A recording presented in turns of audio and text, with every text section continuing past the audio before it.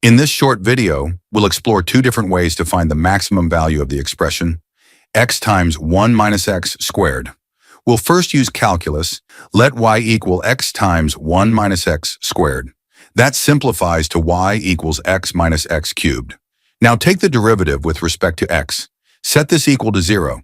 We get 1 minus 3x squared equals 0, so x equals positive or negative 1 divided by square root of 3.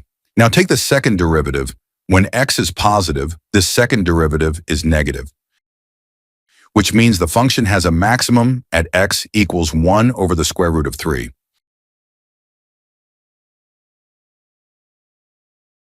Substitute back to get the maximum value of y.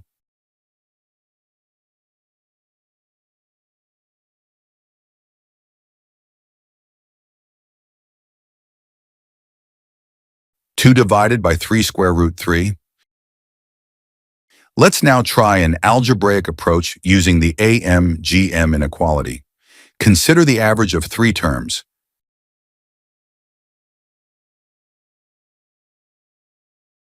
X squared plus 1 minus x squared over 2 plus 1 minus x squared over 2, all divided by 3, is greater than or equal to the cube root of x squared times 1 minus x squared over 2 squared.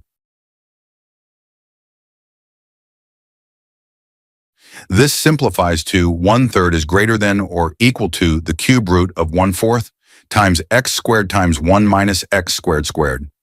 Now cube both sides. 1 over 27 is greater than or equal to 1/4 times x squared times 1 minus x squared squared. Multiply both sides by 4.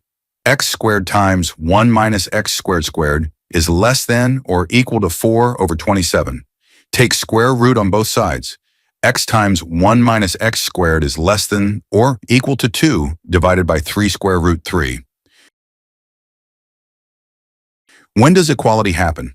That occurs when x squared equals 1 minus x squared divided by 2.